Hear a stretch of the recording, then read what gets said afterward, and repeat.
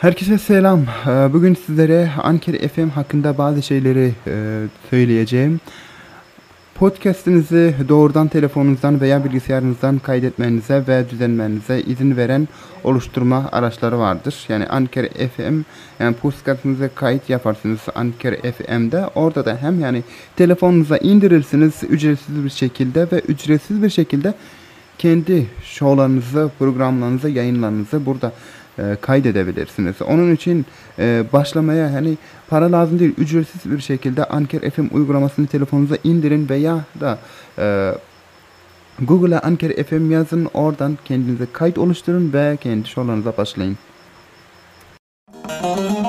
Türkmen Avaz. Türkmen Avaz. Yaradan Allah'dan gayrı pena yok. Dilli zikir senden başka fena yok.